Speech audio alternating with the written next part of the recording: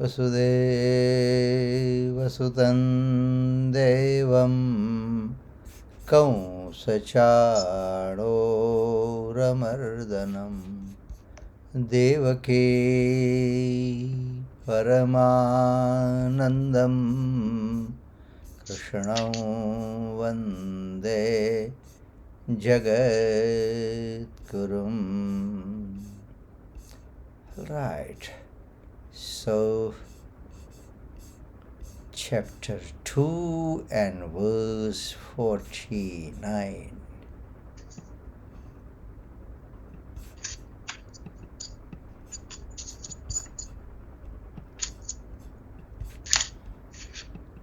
Dureణ ह्यवरं कर्म दूरेण ह्यवरं कर्म बुद्धियोगात् धनञ्जय बुद्धियोगात् धनञ्जय बुद्धौ शरणमन्विच्छ बुद्धौ शरणमन्विच्छ कृपणः फलहेतवः कृपणः फलहेतवः. O Dhananjay, action with a selfish motive is far inferior to that performed with equanimity of mind. Seek refuge in this evenness of mind, for low are those who crave for fruit of actions. Durena hyavaram karma buddhi yogad. Action with a selfish motive is far inferior to that performed with equanimity of mind. Actions have a beginning and an end, and connection with their fruits is also temporary. We get associated and disassociated with them, but yoga, equanimity, is eternal. It never deserts us, it suffers no change. Therefore, selfish action is much inferior to equanimity. This part we have seen last classes, right? So, before Diwali. Basically, when Bhagwan is on the karma, two things we should be very clear that Bhagwan emphasizes on the karma, on the action, without any expectation. That is number one. And that's already started since last 2-3 verses. But it does not mean that when we perform actions and fruits will not be there. That should be very clear, because it's here again. Science law applies here. Actions and reactions are equal and opposite. So the moment there is an action, there will be a reaction. Meaning, don't go for the literal meaning. But the moment action has taken place, there will be some fruits. But Bhagwan emphasized that when you start the action, when you begin with anything, don't think that much. Forget about the ifs and buts. You just start. You just start. Because in his book of account, no make a plan. It's straightforward. Very straightforward. So we don't have to worry about anything. And another thing, and that's why Bhagwan is emphasizing selfless work.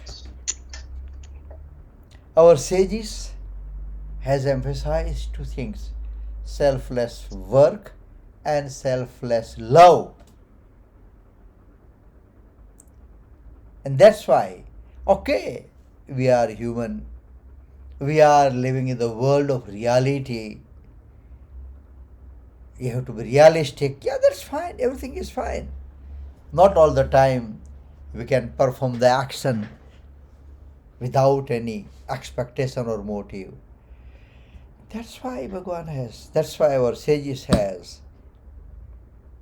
given or shown the way. Okay, once a week, one day, once in 2 weeks, 1 hour per day, something. You need to practice that this particular thing, what I'm going to do now. Definitely I have no hidden agenda. There is absolutely no expectation. But Bhagwan, I am your child. If you running my life, generating, operating my body without any expectation, so I need to put in practice.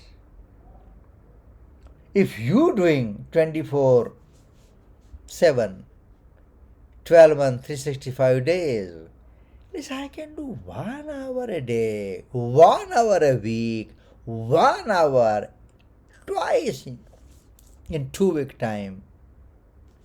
And then once we convince ourselves, once we get used to with that, of course, then nobody will have to come and tell us. We ourselves will decide to gradually increase that. So two things we need to understand, or very clearly, it should be very clear with ourselves, that when we start any, or when we take any task, or when we begin with anything, just start. Without any too much ifs and buts.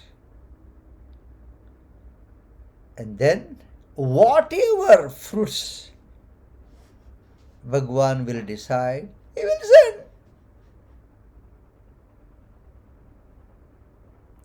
Why should I worry for that?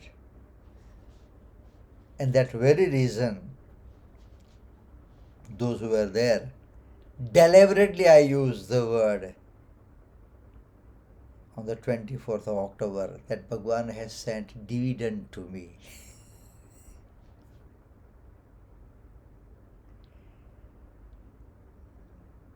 There is a reason behind it. How come I did not use this word in last 20 years?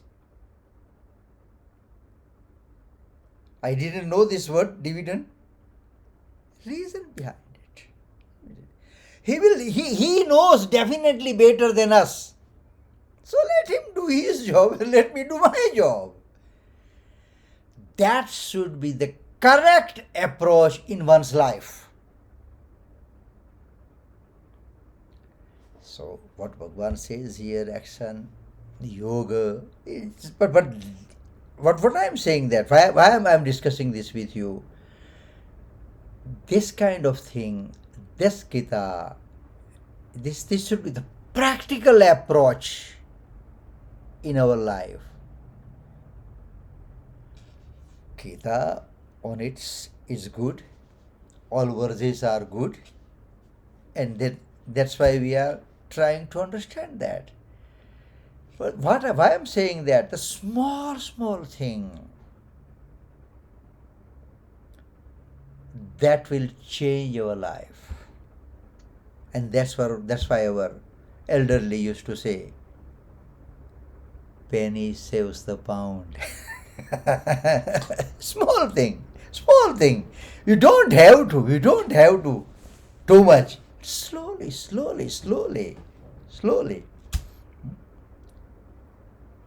If the same thing, if you stretch little more, only Gita class was there, right? 1 hour per week. Then at the Chandi class, then at the Bhagavad class. How? So, gradually. It's not that I didn't know the chanting class to be started, or should be started, or supposed to be. Gradually. Because it's the first day, on the 24th of January, if I tell you, in 2001, that thrice a week we're going to meet. More than 70% would have told me, it's not my cup of tea. Gradually. So, friends, we need to understand, we need to put this in practice, in our day-to-day practice.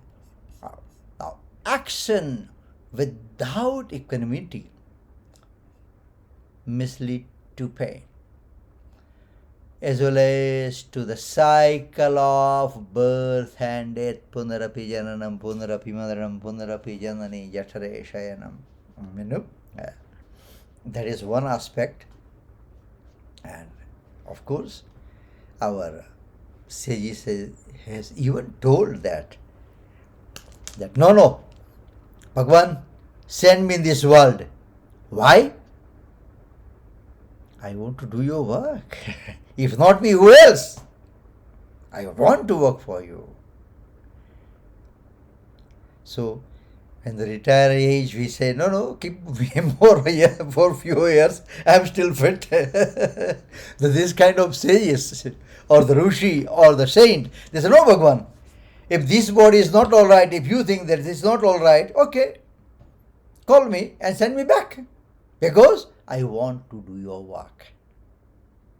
Those who are not coming towards you, those who are 1000% involved in material life and material world, I want to bring their face towards you. That is also one aspect. Hence, again, our Ishavashyam, where is, I think, second verse, yeah. Kurvanne veha karmani jiji vishachadam shama. This all, so-called negative thoughts or the negative discussion, our Rishi never had that. What they have told? Kurvanne veha karmani jiji vishachadam shama. I want to live 100 years. But kurvanne veha karmani. Must be active. I want to do your work. I want to engage myself in divine work. I can only do that if I'm healthy.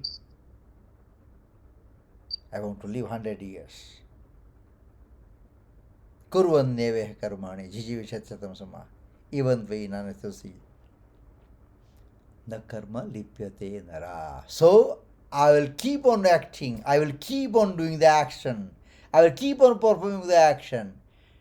Na lipyate karma. But I won't get attached. That is the central idea that we must not forget. So we must not have that kind of, I mean, thinking in our life. Ah, man, now I am nearly 70, so અમે તો બહુ જોયું. No, no, હજુ ઘણું જોવાનું બાકી છે. ઘણું કરવાનું બાકી છે. But the motive should be that Bhagwan, yes, I want to engage myself in your divine work. We have just started with the Gita class only the Gita. But we just want to know more about the Upanishad. If the Upanishad is done, then I want to know about the Veda. If I'm done with that, I want to know the Brahma Sutra, so many things. So in a short lifetime, I won't be able to do that. So I want to live more. I think I have shared this in one of the classes maybe a few years back. I mean, you must be familiar about the word Chandi part or the Nav Chandi, right? Nav is 9. It's basically it's a prayer on its own. It's a big prayer. You need to engage so many priests and everything. But the main is that you need to read that part, which is known as Chandi part, and that's also 700 verses. The sage Markandeya who wrote this, so when it's a story about that Rishi Markandeya who wrote this Chandi part, that when he was a small child, he came to know that his lifespan is very short, and being a bright child, he thought that, no, but I want to do so many things in my life. Of course, for the Bhagwan, to work for Bhagwan. And the short lifespan, I won't be able to do that. So he thought, and then he went to jungle for the tap, austerity, to please Bhagwan and grant long life. So when he was in jungle, then of course it's all master plan. So it is written somewhere that say few sages were passing through that, and they have noticed that small child has engaged himself in the tap, in that penance or the austerity. So all that, the Rishi, the sage, asked the small child, who is and who was Markandeya, so what are you doing? He says, no, I am doing tap. So why? What's the intention behind? Why are you doing that? You are so small. He said, no, I have come to know that my lifespan is very short, and I want to do more work about Bhagwan. And the short time I won't be able to do so many things. So I'm here so Bhagwan can bless, and I'll get longer life to do his work. That sages, the elderly, they said, no. Instead, you start working what you really want to do. And once you have engaged yourself, Bhagwan will notice that no, now I can't call this child in 8 years or 12 years or 15 years. He has to do something more. And automatically Bhagwan will grant long life for you. And the rest is all the story about that Rishi who has written that Chandi part. So we don't have to wait, need to start, number one. And number two, that we need to change our thinking. No, no, no, no. Somebody else will be doing. Somebody else will be doing. Everybody thinks that somebody else will be doing, and then nobody will do that. Nobody will do that. I shared this with you that long time back. That there was some that drought or something in that particular area, and one wise man told that, okay, if you really want something, that some miracle happens, then in this well, kuo, okay, this particular day or particular night rather, everybody has to go, all villager or all citizen, and drop one glass of milk, and then your trouble will be over. So one gentleman thought that, man, look, everybody is going to drop one glass of milk in this well. It doesn't make any difference if I put one glass water. And next morning, when they went to that well, it was full of water, because everybody thought that. Everybody thought that. So that must be a question. If not me, who else? But we thinking that somebody else will be doing. No. So action without equanimity must lead to pain, as well as to the cycle of birth and death, because they have no power to lead one to salvation. Equanimity is the ability to neutralize actions. Samatvam yoga uchyate. Evenness. We just keep on doing. If there is no equanimity, one will develop one's egoism and attachment to the body. These egoism and attachment are beastly. In the Bhagavad, Srimad Bhagavat, Sukadev says to King Parikshit, O king, renounce this beastly nature which is causing fear of death in you. That's in Bhagavat, it is mentioned in the 12th canto and 5th chapter and second verse. In the second verse, it has been mentioned.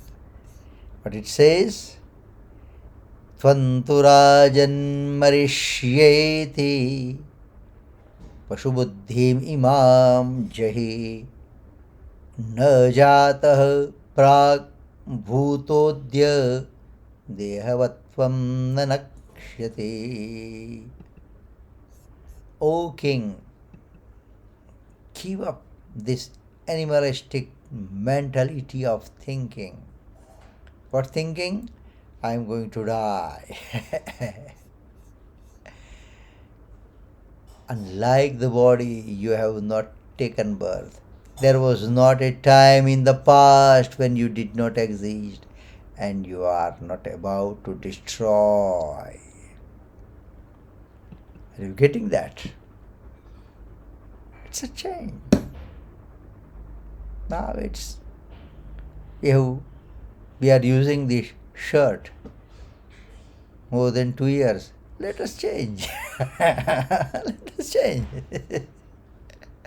So Bhagavan thinks now, this child of mine, using this body, 70 years, 80 years, let me give the new outfit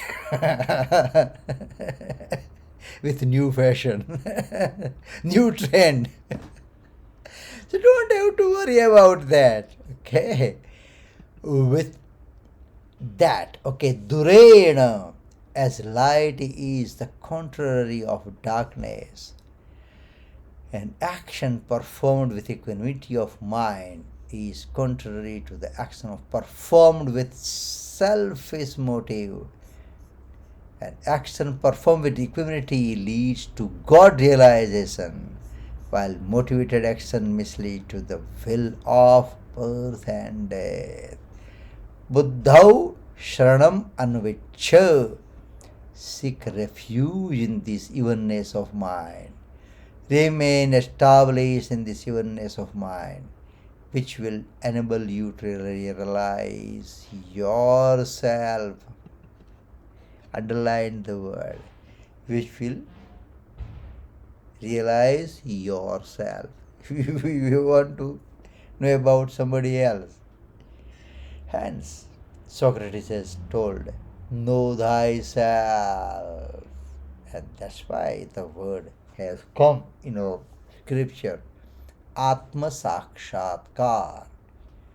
Self-realization. Once that is done, then everything has absolutely no value. Because the moment we have achieved that, not achieved that, experienced that, then we won't run after this all small or petty things. Krupanaha falahetavaha.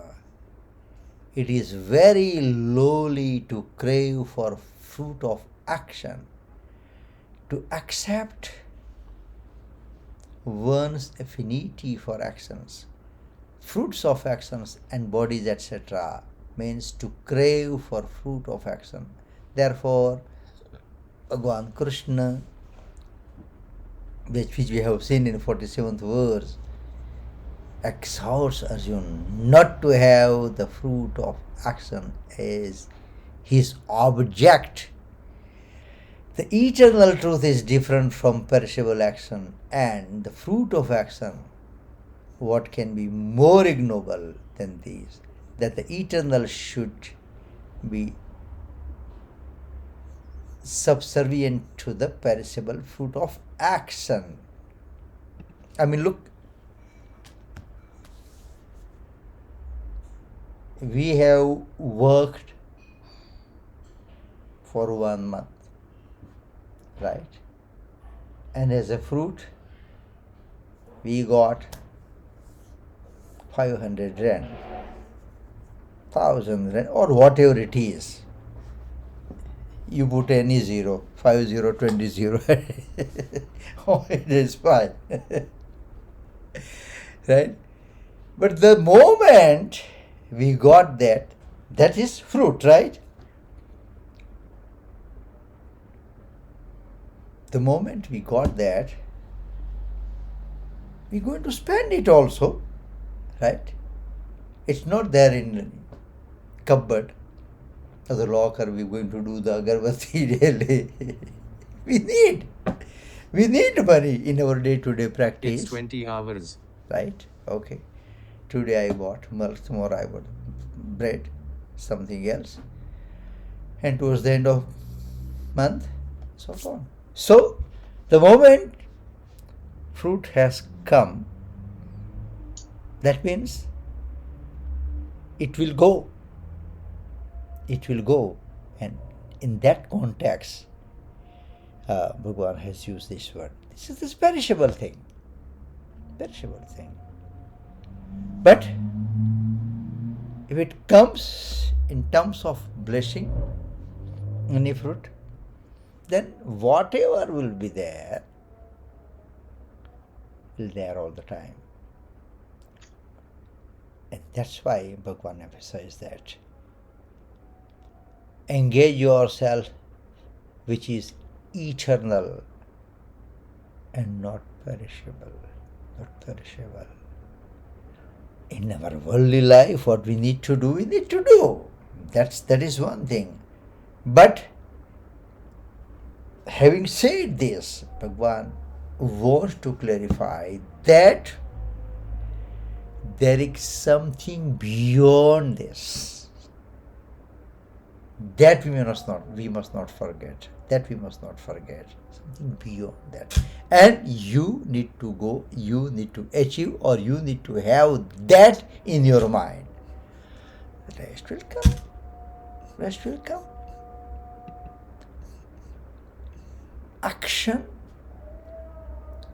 An action with a selfish motive is far inferior to yoga.